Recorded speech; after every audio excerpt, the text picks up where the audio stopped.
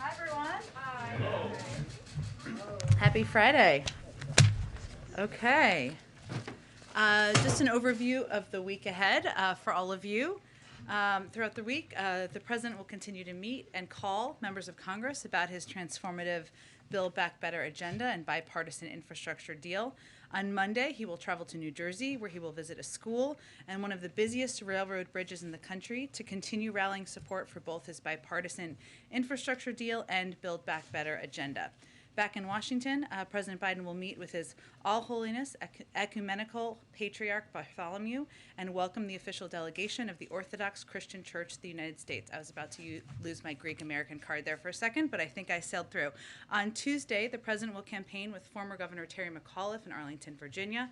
On Thursday, the President and First Lady will travel to Rome, Italy. On Friday, the President will visit the Vatican City and have an audience with His Holiness Pope Francis. They will discuss working together on efforts grounded in respect for fundamental human dignity, including ending the COVID-19 pandemic, tackling the climate crisis, and caring for the poor. On Saturday and Sunday, the President will participate in the G20 Leader Summit. We will have more on individual bilateral engagements in the run-up to the summit. And from Rome, the President will travel to Glasgow, United Kingdom, from November 1st through the 2nd to participate in the World Leader Summit at the start of COP26, the 26th conference of the parties to the UN Framework Convention on Climate Change. I will note a programming note for all of you. We will have Jake Sullivan in here next week. We're working on finalizing the details to preview the trip in advance of the President's departure. But Zeke, why don't you kick us off? Thanks, Jen. Oh, sorry, can I note one more thing? I apologize. Today, the Vice President visited the Northeast Bronx YMCA in New York with HHS Secretary Javier Becerra, Governor Kathy Hochul, and Congressman Jamal Bowman. The Vice President will hear about the YMCA facilities' impact on the community and deliver remarks about how the bipartisan infrastructure deal and the Build Back Better agenda will benefit working families. She'll also highlight the importance of extending the child tax credit, which is one of the largest ever single tax cuts for families with children. Okay, Zeke, go ahead. Thanks. What's the status of the negotiations over the President's social spending bill? House Speaker Nancy Pelosi suggested a deal could be done today. Does the President expect that? And who's he speaking with right now? Well, he will continue to have calls throughout the course of the day and the weekend, as he has over the last several days. We will provide you details on those as we can. We have a goal, as Speaker Pelosi conveyed. We have milestones, and we're working on finalizing an agreement. That's the status. Our focus is on making significant progress on that. We've seen that happen over the last several days. We're encouraged by the shared commitment to get this done and deliver for the American people. But I don't have any new deadlines or timelines from here, nor have we set them from here over the last several days or weeks. As that package that the President proposed initially at roughly $3.5 trillion, I think now looks to be being cut roughly in half. We've heard the President say he wants to come back at things later, things like community college, some of the other extending the life of some of these programs that have been shortened. Progressives have been saying that now's the moment to go big. There might not be another moment. Why does the president think, given how difficult things have been up to this point, that he'll have another bite at the apple to sort of make these programs more enduring, or to include even things that couldn't make it into this package somewhere down the line? Well, let me say first, Zeke, that this package is on track to be to represent or to direct the most fundamental shift in supporting hardworking families over wealthy in modern American history. And the president's belief, as you heard him say last night, is that compromise is not a dirty word, and that we will get nothing if we do not have 50 votes. The alternative is not a larger package. The alternative is nothing. So his objective is to continue to press forward, to bring the parties together to get a historic package done. And I will note that there's a lot of history for this, and he talked about this a little bit last night, but there's history in putting in place a framework that puts in place positive fundamental change. Look at Social Security. Look at the Affordable Care Act. These are all historic programs that have then been built on domestically. And whatever the top line number is, which we're still obviously working through and negotiating, this is on track to change millions of middle-class families who have been falling behind. Let me give you just a couple of examples. And he talked about this last night, but where the package stands as of now. The largest investment in child care and early education, childhood education in history, with the first national universal preschool program ever in history. The largest investment in climate and clean energy in history, around 6 times the size of the climate and clean energy investment in the Recovery Act, the second largest climate bill in history. The first national paid family and medical leave program ever, the largest expansion in health care coverage since the Affordable Care Act, leading 7 million people to gain new coverage, perpetuating the largest one-year drop in child poverty in history by extending the child tax credit, and a new investment in housing that is greater than the entire current annual budget of the Department of Housing and Urban Development. That is what we were talking about here, even as we were talking about a package that's being negotiated that is smaller than what he originally proposed. But why does he think that a future Congress or sometime later in the administration he'll have more luck going beyond where he's at right now and getting more spending for some of those programs at the levels that he initially wanted that to have to carry out? Well, 2 reasons, Zeke. One is what I referenced related to the Social Security program in history, or the Affordable Care Act, where these are programs that put in place the fundamental mechanisms in society to deliver on change and relief to people for decades to come. And what we're talking about here is instituting some programs that have never existed before. Universal pre-K. We're talking about paid family and medical leave. We're building on, as an example, the Affordable Care Act by continuing to expand healthcare coverage, which is another example of building. So the president's belief is these changes are long overdue. These changes are changes the American people have been asking for, have been demanding, want to see government act on to make their lives better, and that these packages will be the basis for building on in the future, during his administration as well. Go ahead. Thanks, Jen. The president was pretty clear last night that Senator Sinema does not support raising taxes on big corporations or the corporate tax hike. The White House says that you guys are looking for other ways to pay for this package. What exactly are those proposals, and can this package be paid for without a corporate tax increase? Yes, absolutely, but there are different corporate tax increases in here, so let me go through what a couple of the tax pieces are that are under consideration. I would note that as it relates to the president's comments last night, he was answering a question. These town halls are conversations. That's what's so endearing and engaging about them, but he was referring to the challenge of having the votes to move forward on raising the corporate rate, not the ability to raise revenue through a range of other tax fairness proposals. So let me give you a sense of a couple of those. So some of the biggest corporations in America pay literally nothing in income taxes, as we know, as we've talked about in the past, a lot in here. 55 of the biggest companies, they pay lower rates than wage-earning families. We can stop that by imposing a 15% minimum tax, a minimum corporate tax, to make sure large corporations pay their fair share. We also believe, the president believes, a number of other members of Congress believe, that we need to stop rewarding companies that offshore profits and American jobs. We'll do that by creating a global minimum tax, something the United States has been the global leader in, bringing together countries around the world, and that will help to make the United States more competitive and end the race to the bottom. We can also close loopholes for high-income Americans, including a loophole that allows some taxpayers, like hedge fund managers, to escape a Medicare tax imposed on all high-end income on all high income. That's another proposal that's out there still. And we can crack down on wealthy tax cheats who are taking advantage of every honest taxpayer taxpayer and invest in enforcement to stop 1% from evading $160 billion in taxes per year, something that Treasury secretaries, Republican and Democrats, have expressed support for and feel this is a strong part of the proposal. So I list all of those because those are all ideas out there, all ideas that would move us forward toward a greater system of tax fairness and also can help pay for the full package. One more follow-up on the child tax credit. Speaker Pelosi told me yesterday that the president was looking at a one-year extension. According to the Census Bureau, 47% of families use that money to buy food. Will those children be left behind if there's only a one-year extension on the child tax credit? Well, to be clear, the president proposed a longer extension. What the president is, though, looking to do is to extend the child tax credit, something that he proposed himself earlier this year, and again proposed extending it because he thinks it does have such an important and dramatic impact on people across the country. Many economists have credited it with cutting the childhood poverty rate in half. He absolutely thinks it should be a part of what American families can benefit from. But it's smaller because compromise is not a dirty word, and it is something that we still believe is a positive step forward to extend. Go ahead. What drove the shift in the president's posture this week in terms of he laid out a lot of details to rank and file members on Tuesday. He laid out a lot of details to the entire world last night, something you guys have been wanting to talk about over the course of the last several months. Why now? Why has he moved in this direction? The charm of Anderson Cooper, I guess. I'm just kidding. Look, I think, Phil, that we are at this point in the conversation and in the debate where we are getting into the nitty-gritty details, and the president is deeply engaged in those discussions. I think what you saw last night, what the American people saw last night, is that the president has rolled up his sleeves and he is deep in the details of spreadsheets and numbers and what the potential impact can be to help the American people. And he was candid, and he was candid about where the negotiations stood, and also wanted the American people to understand, as I just outlined earlier, that progress here is a historic package that will put in place systems and programs that have never existed in our society before. So I think what you're seeing is that we're getting closer. We're into the nitty-gritty details. There is agreement about some fundamental investments in our society, and he loves having conversations with the American people about what he's fighting for.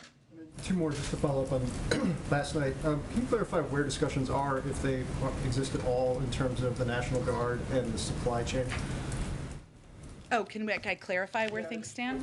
My understanding is it had been talked about, but it wasn't something you guys were moving toward. The president seemed to say differently last night. Sure. Well, any president has the ability to use the National Guard from the federal level.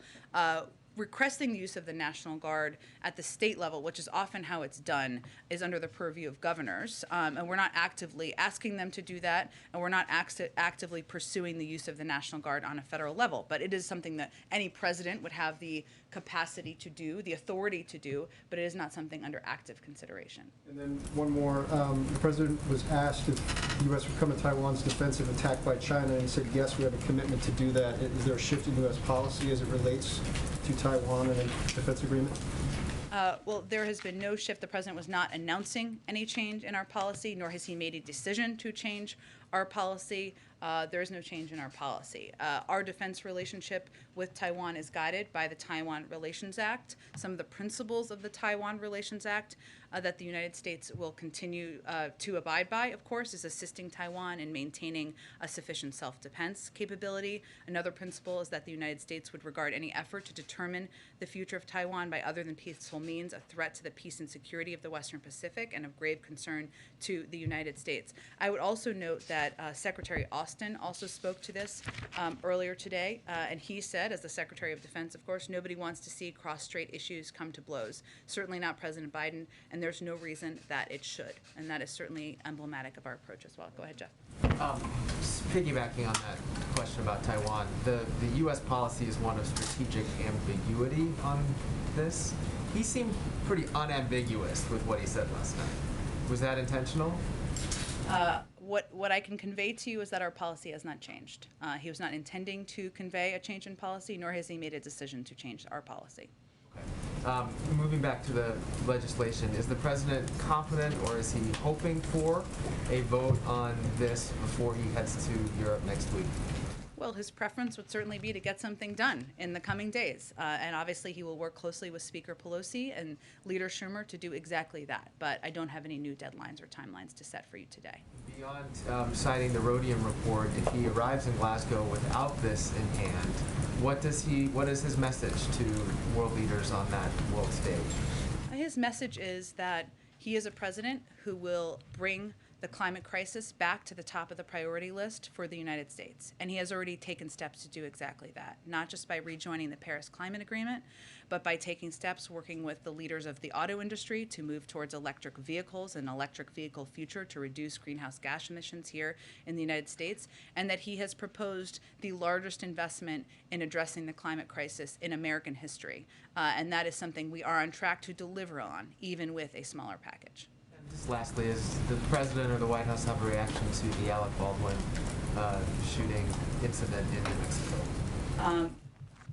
Other than to say that it is obviously a tragedy, the loss of life, and as I understand it, the individual who is in the hospital, and so our thoughts and prayers go out to their family members, but no, beyond that, we don't have an additional U.S. reaction. Go ahead. Thank you, Jen. And follow on China and Taiwan, just to be crystal clear. When the president says that the U.S. has a commitment to protect Taiwan, does that commitment include military intervention in the event of a Chinese attack? Again, as I said earlier, he wasn't announcing a change in policy, nor have we changed our policy, which I think is the most important point here. And we are guided by the Taiwan Relations Act, and I just outlined what some of those principles are, which is ensuring that we continue to assist Taiwan in maintaining a sufficient self-defense capability, and that is something we remain committed to doing. Can you just remind us that policy is no, there would not be military intervention, right? Our policy is to be guided by the Taiwan Relations Act, which is the specifics of that are that we are going to continue assisting Taiwan in maintaining a sufficient self-defense capability. Another principle is that we regard any effort to determine the future of Taiwan by other than peaceful means as a threat to the peace and security of the Western Pacific. But as I noted earlier, our Secretary of Defense conveyed clearly what our policy and our view is, which is that no one wants to see cross-strait issues come to blows. That is what we want to avoid, and that's what the American people should understand as our focus. That's the view of the President, that's the view of the Secretary of Defense, and there's no reason anyone should think otherwise. Follow up on all those tax options that you might have if the corporate tax is not raised, and if there is no hike in taxes on the wealthy. Will all of those still guarantee that this package will not be deficit spending? Yes. Okay. And none of that has been concluded. I think I gave all those additional components of tax options that are out there that, and Senator Sinema can obviously speak for herself, as I always convey from here, but she has been supportive of a number of these options, as have others, and those are all options that can help ensure we're moving toward a more fair tax system, but also pay for these investments. Thanks. And just one more on the filibuster. What are some ways that the filibuster can be fundamentally altered without ending it altogether? Look, I think the president will have more to say about this in the coming weeks. But I think what you heard him say last night is that we're at an inflection point in a range of issues, including, and this is often why it comes up, voting rights. And he talked about this a little bit yesterday when he was at the 10th anniversary of the MLK Memorial. We know the right to vote and the rule of law are under unrelenting assault from Republican governors, attorneys general, secretaries of state, state legislators, and legislators. And time again, when offered the choice, 3 times over the last several months, when a hand has been extended by Democrats to work together to protect the fundamental right, Republicans have not only recoiled, they have blocked the ability to make any semblance of progress. So what the president's referring to is the fact that that is unacceptable. The protection of the fundamental right to vote is something that has been bipartisan in the past. He spoke back in March about his concerns or how he would view it if the Republicans continue to be obstructionist around it, and we've seen that time and time again. So he will discuss what that looks like, because not getting voting rights done is not an option. Does that frustration explain his evolution of thinking on the filibuster? In July, he said eliminating it would throw Congress into chaos and nothing would get done. Well, I would also note that back in March, he noted that if there was obstruction, that it was something that we would have to take a look at. So, look, I think many of you have covered the president for some time, and you know that his view is that we should pursue ways to work in a bipartisan manner, that we should pursue paths forward that can get things done for the American people. When he helped lead the effort to authorize the voting rights bill back when he was a senator, that was done in a bipartisan way. And he is frustrated, he is disappointed, he is sad that this is not something that Republicans seem willing to engage on, to work on. And I think what you saw reflected last night is his view that in light of the tax on our democracy, what we've seen across the country in states and by state legislators, that it is time to have a conversation about what this looks like moving forward. Go ahead. Thank you, Jen. The leader of a union representing FedEx, UPS, and DHL is saying that supply chain problems are going to get worse with labor shortages right before the holidays unless the president postpones the requirement to get vaccinated by December 8th. So what is more important to this president, the vaccine mandates or fixing the supply chain as fast as possible? Well, first I would say that that is not actually what we've seen at companies that have implemented these vaccine requirements that are not even part of federal law yet. Let me just finish. I'm going to let you talk. Don't worry about it. I'm going to let you talk, okay? So American and Southwest CEOs have made clear their workers will not be there won't be a labor shortage.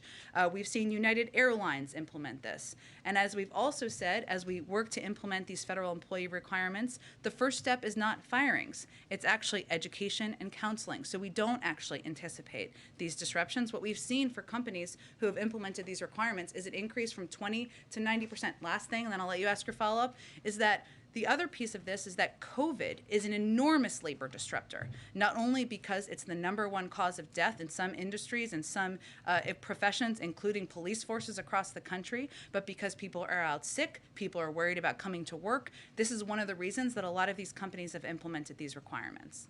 Just so that I understand the position then, this union leader says that the looming December 8th mandate for having fully vaccinated workforces creates a significant supply chain problem. You say no, it does not. Is that right? What I would point to, Peter, is the evidence we've seen from companies, large companies, private sector companies that have implemented these requirements across the board. Okay, following up on something else the president said last night, why did President Biden say he has been to the border?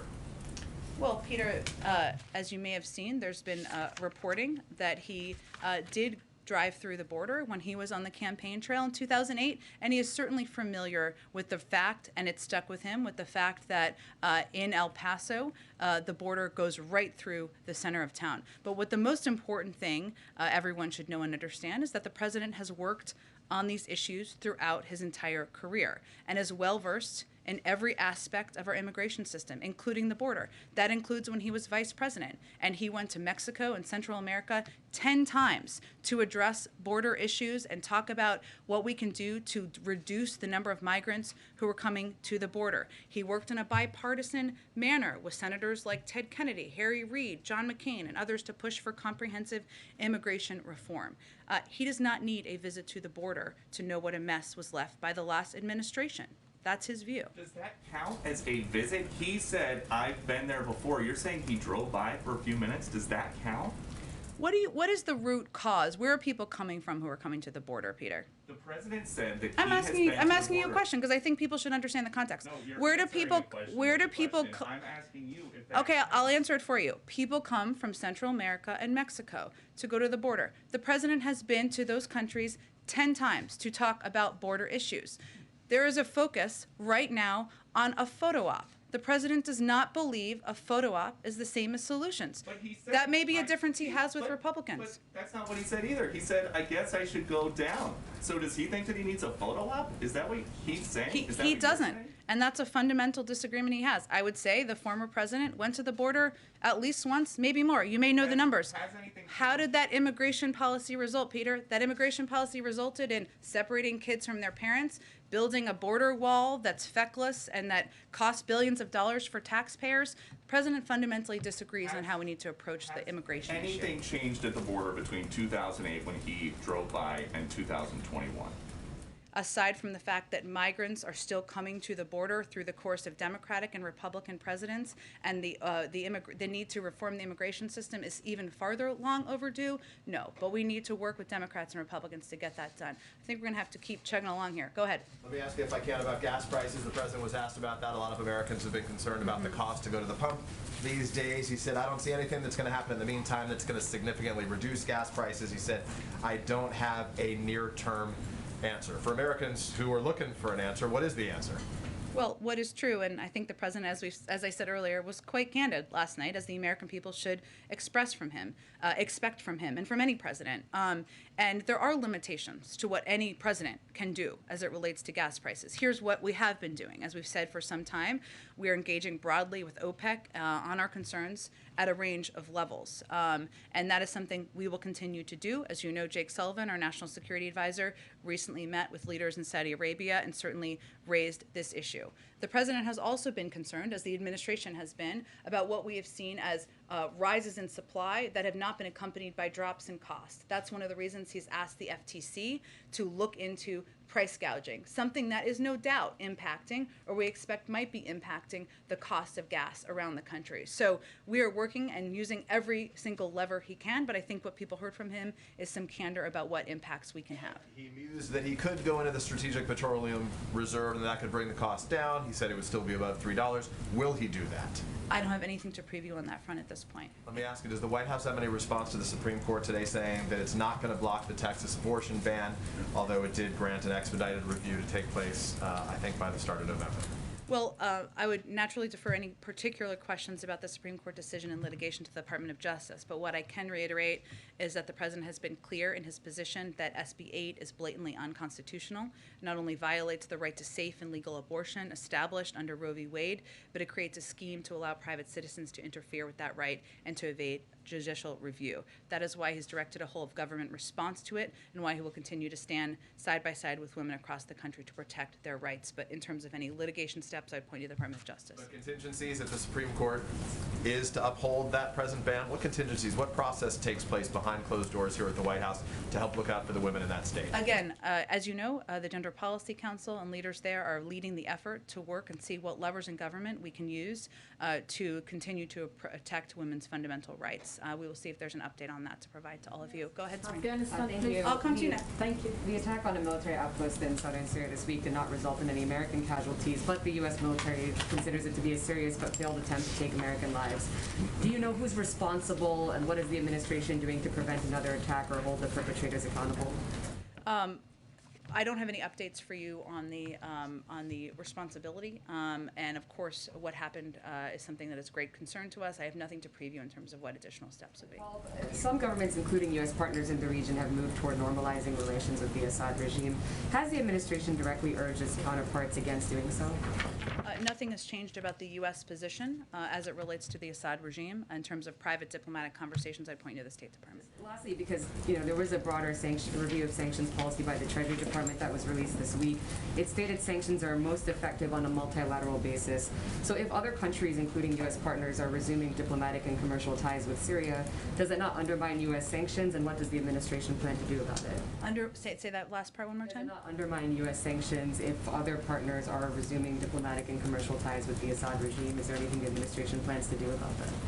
I don't have anything to preview for you at this point in time. I, again, would point you to the State Department. Our view of the Assad regime has not changed. I would note on the attack, which you asked me about, let me give you all a little bit more context on that. U.S. Central Command confirmed last night and put out a statement, or maybe it was earlier, sorry, that the Al-Tanf garrison area was subjected to a deliberate and coordinated attack. Initial reports indicate both unmanned aerial systems and rockets were used in the attack. All U.S. personnel have been accounted for. We're not aware of any injuries to U.S. personnel at this time. Of course, we always reserve the right to respond. As I noted, we have nothing to preview on that front, and we're still investigating. Go ahead. Regarding kids and vaccines, a new poll is talking about 2/3 of parents with kids between 5 and 11, they're having a wait-and-see attitude, or they're resisting it altogether. And so what is the White House doing to combat that vaccine hesitancy amongst parents? Well, first I would note that we have experienced this before, because if you look back to December, only about 30% or just over that of people who are eligible for vaccines said they would want to take a vaccine. And now we're at nearly 80% of eligible adults or people who are of the eligible age who have now received their first dose.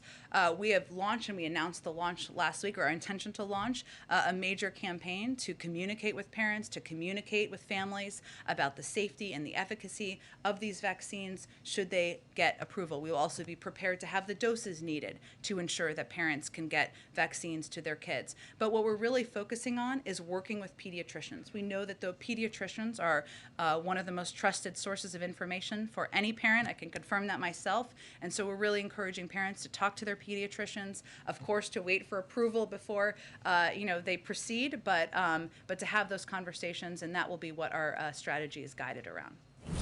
Sure, go ahead. Thank you, Jen. Two questions. One is about the Moscow conference. The United States was not able to participate. What was the reason? Number two, NATO conference, any result? And number three, so many Afghan people, especially women, they are under torture of the Taliban, and they have high expectation from the United States. I don't know, you guys still committed to help Afghan people, or United States totally forget Afghan people? Absolutely not. On the last piece, we remain absolutely committed to helping the Afghan people. We remain the largest provider of humanitarian assistance of any country in the world, and we're committed to ensuring there is the ability for people who want to leave to depart, ensuring there are flights that can depart to do that, or people can cross over land, and continue to work with reliable international organizations like the World Food Program to provide that assistance. In terms of the NATO conference, I know our Secretary of Defense spoke to that. I'd point you to his comments and his press conference on the ground. And on your first question, I know my colleague at the State Department, Ned Price, said that the United States supported the talks. We were unable to attend for logistical reasons. We believe the Troika Plus, which is what this forum or format is, has been an effective and constructive forum. We look forward to engaging that forum going forward, but we weren't in a position to be a part of it this week, but we will in the future. Go ahead.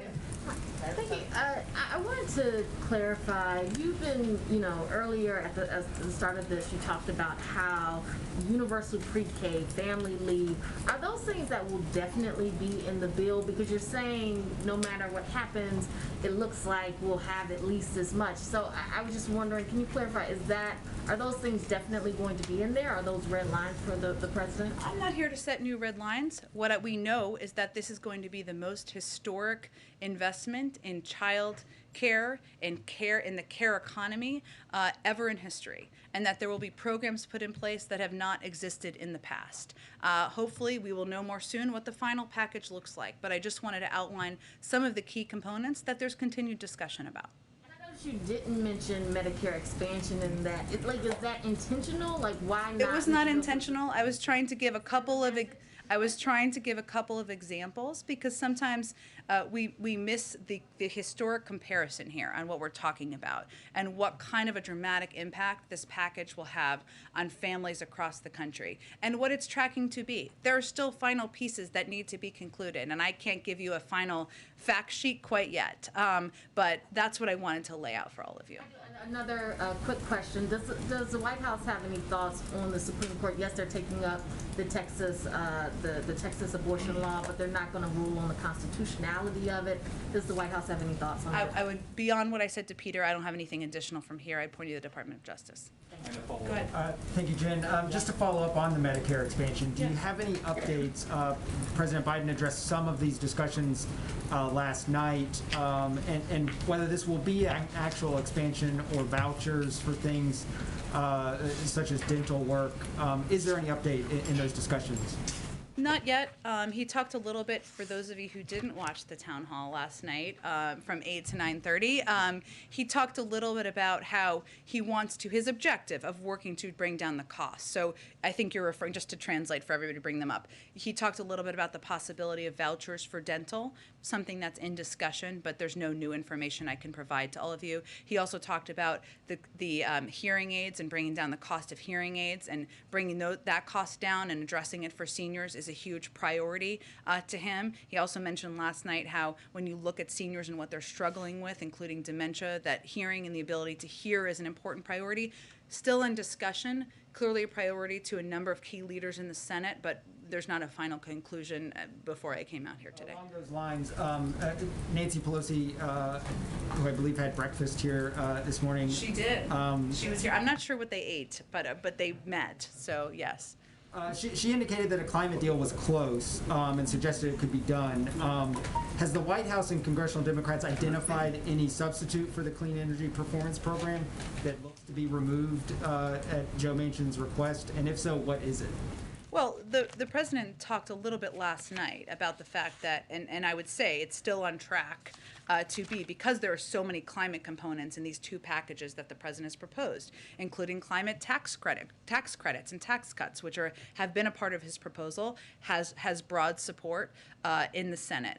There are also key components, since you gave me the opportunity, that have been in the infrastructure plan that often we don't talk enough about, including moving toward electric vehicles, 500,000 charging stations across the country, which would be a huge impact, have a big impact in moving toward an industry that would reduce greenhouse gas emissions. Replacing lead pipes and water. I think many of you may have seen today that the state of Michigan issued a state of emergency because of lead in pipes. This is an area and a place that has a climate impact, that has a humane impact. These are all components that are under discussion, and obviously the infrastructure pieces have passed, but continue to be a part of what the president's proposed. But addressing the climate, making this the largest climate bill in history, we're continue to be on track toward that. Just lastly, the president last night said he would entertain the notion of doing away with the filibuster to pass voting rights, and then he added, and maybe more.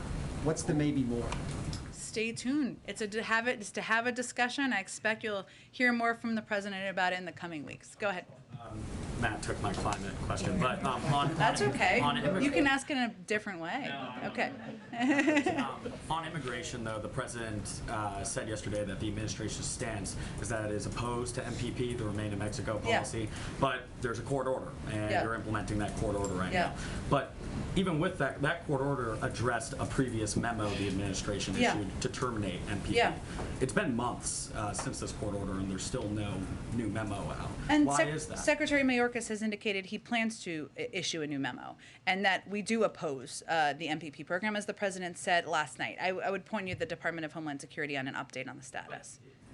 Given that he is saying the administration is opposed and he's criticized us in the past, it seems like there's not a sense of urgency to get this memo out since it's been months. I wouldn't agree with that. I think we've been clear about our opposition to this, but again, there was a court order. So what we're working to do is move toward the release of a new memorandum, something that would come from the Department of Homeland Security, and while also abiding in good faith by a court order and following the law. I have a follow-up on Afghanistan, sure. too. Just given that the embassy is currently closed right now in Kabul as well, if you're an Afghan and you still are hoping to find relief and come to the U.S., is there any way to actually get parole or refugee status without going to a third country? Well, we have a presence in Doha, one that engages with officials on the ground. We've also had recent meetings with leaders of the Taliban, as you all know, and has been reported publicly. And our State Department is leading this effort. So yes, absolutely there is. We have worked to help individuals who have stood by our side and fought by our side over the course of the last 2 months since we left. We ended our military presence there. We've put out, I know the State Department put out numbers on U.S. citizens and legal permanent residents who have departed from Kabul. We wouldn't be able to do that unless we had the diplomatic presence in Doha and were able to engage with and work with authorities on the ground. Go ahead. Thanks, Jen. Last night also the president said that paid leave was down to 4 weeks. When he said that, did he mean that it would be a permanent program and that it wouldn't be sunsetted any time over the next decade? And did he mean that it would be 4 weeks and scale up, or just 4 weeks flat? I think he was conveying that he had proposed 12 weeks. It was closer to 4. The specifics of the details and where that sits right now, I don't have an update for you on. Okay. Okay, so closer to 4, not necessarily 4. Again, Francesca, he was just speaking to where things stood last night. There's obviously been ongoing discussions this morning, but clearly making sure paid leave is a reality for working parents across the country is a priority. That's why he proposed it. But in terms of the exact status, I don't have an update for you on that in this moment. And on free community college, Yep. he said, I promise you, I guarantee you, we're going to get free community college in the next several years across the board. So what makes him so certain that he'll be able to get community college, free community college in the next several years if it's not going to be included right now? He's in the first 9 months of his presidency, and he knows and understands, as he said last night, that that making community college accessible, that ensuring we have a more educated workforce out in the country is in the interest of the private sector, in the interest of U.S. competitiveness, and certainly in the interest of the American people. There's still discussions about how to make community college more accessible, more affordable.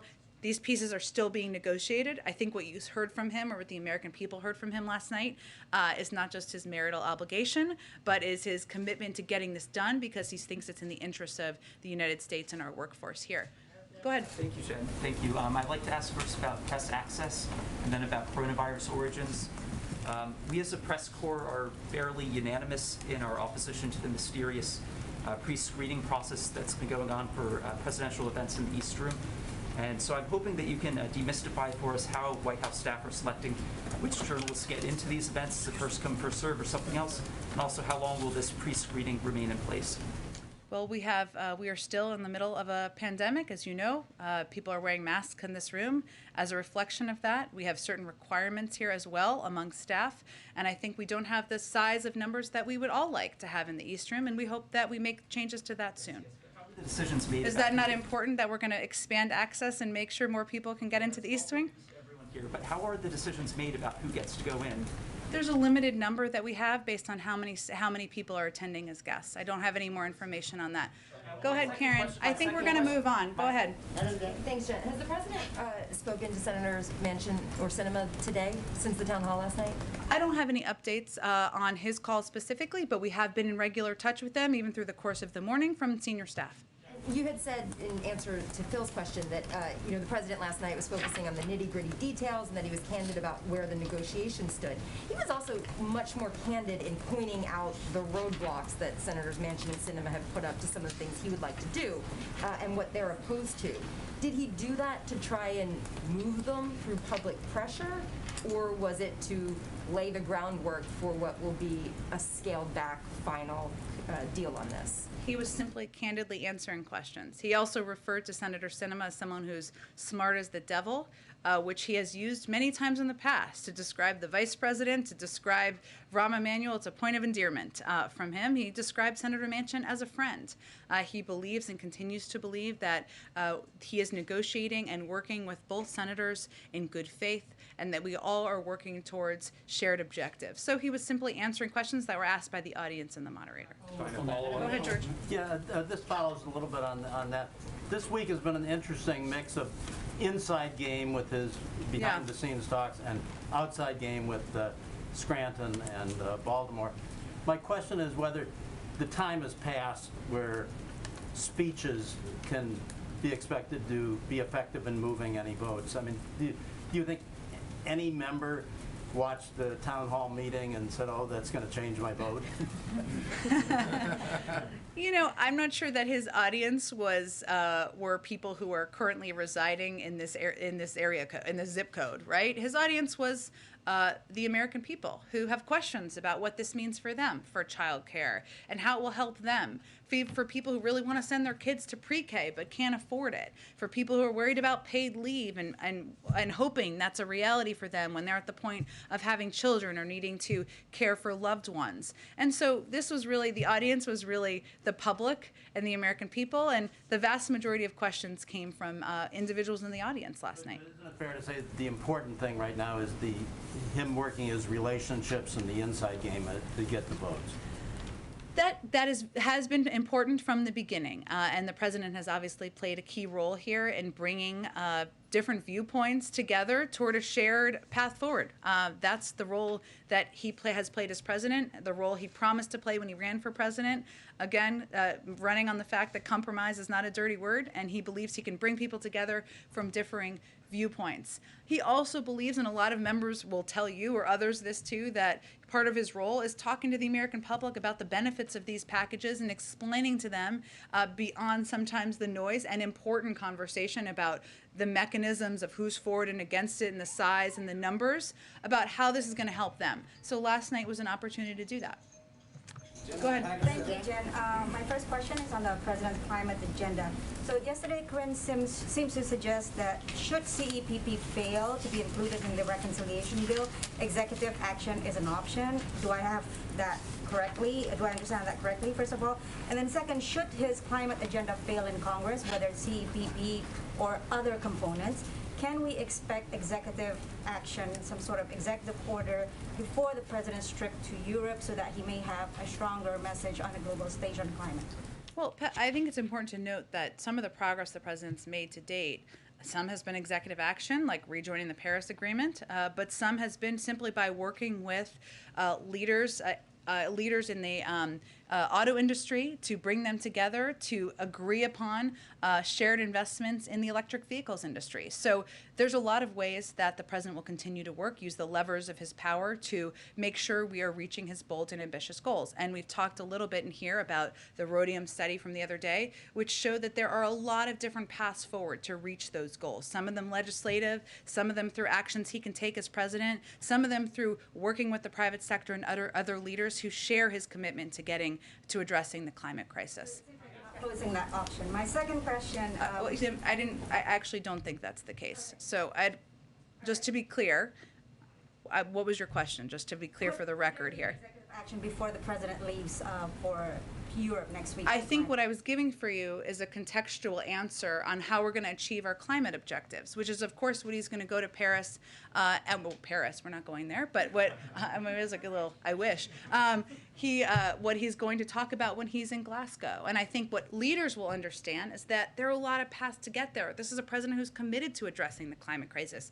He's taken executive action. He's also brought leaders together. And as you heard him say last night, he's confident that we can get this passed and get the biggest climate bill passed through Congress in the near term. Go ahead. I have a second question, Jen. Sorry. And I'm going to try this again. I know you've answered the question on Taiwan like 10 times already, but as you said yourself, words matter.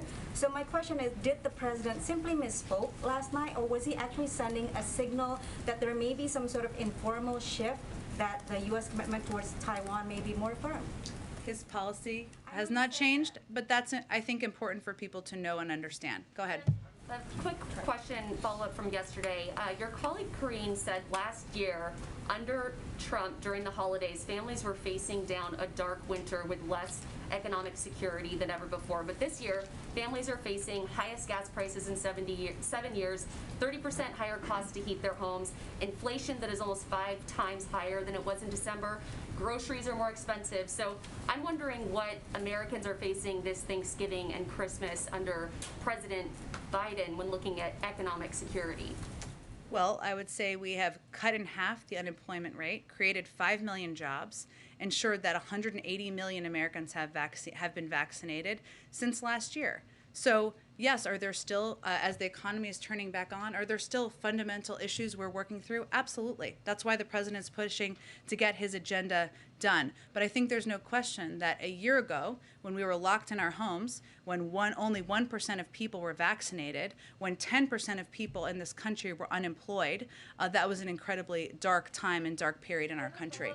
Go ahead. Thanks a lot, Jen. I want to ask you about public opinion polls, which I'm sure you recognize. The president's public opinion polls have declined sharply over the last few months. And I want to get a sense from you, in speaking to your White House colleagues, why you think that is. I know you've mentioned COVID before, but is it also because of the chaotic withdrawal from Afghanistan? Is it the stalled agenda for President Biden? What do you suppose is the reason that we've seen this slide in the president's approval ratings? Well, a lot of people in this room work for organizations that have done polls, and there's a lot of underlying data in them, and sometimes it differs. So I would just go back to what our view is that we're still going through a hard time in this country, and people are tired of fighting a pandemic. They're tired of the impact on their lives. Some of them are sick and tired of people who won't get vaccinated, who they feel are impacting their ability to live life in a normal way.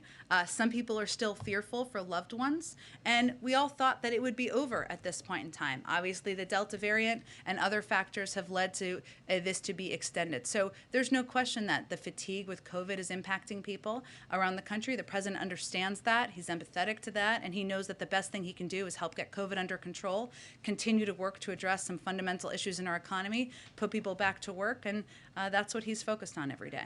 Turn things around, Jen. What's the way? Is it just getting victories? Is it passing the bipartisan infrastructure bill? What's the way that you think President Biden can turn around these sliding approval ratings? He can keep his head focused on doing the job as president, leading the American people, putting in place fundamental changes that will make people's lives better. Go ahead, Shelby. Thanks. The DHS secretary said, I think it's just about a month ago now, that the investigation into the horseback Border Patrol agents was being completed in days, not weeks. Has the White House received any update on this investigation? Was there any conclusion on whether these Border Patrol agents were whipping migrants? It's really under the Homeland Security Department. I can check with them and see what the status is. I know what he said at the time, and I will see if there's any particular update on that. Is the White House in active communication with the DHS on this? Like, do we know why? Yes, but they're overseeing the investigation. So I would point to them on any update on the status. Go ahead. Okay, one more. Go ahead. Thanks, Jen. Seeing what we're witnessing happen in Haiti right now, with the threat of the 17 missionaries starting to be killed, is there any conversation within the administration to stop deportations that are happening, or using the administration's power to grant humanitarian parole? What's being done, or even adding U.S. military presence on the ground? So what I think it's important to note here is, obviously we are working around the clock to bring these people home. They're U.S. citizens, and there has been targeting over the course of the last few years of U.S. citizens in Haiti and other countries too. It's not the only country, but since we're talking about Haiti, and for kidnapping for ransom. That is one of the reasons that the State Department issued the warning they did in August about the risk of kidnapping for ransom. So this is a little bit of a different category of individuals in the country and what they're being targeted for. That's why we issued that warning. At the same time, we are continuing to provide humanitarian assistance, to work with officials on the ground, to work through our embassy, to certainly address the underlying conditions as people in the country attempt to move forward or try to recover from a combination of the earthquake and the assassination of the leader. Thanks so much. Again, I think it's important to note that these individuals were U.S. citizens who were targeted. So we're working to bring them home. Obviously, Department of Homeland Security and State does evaluate any conditions before they send people back to any country, as they've done here, and there has been no change. Thank you, everyone. Thank you, Jen. You too.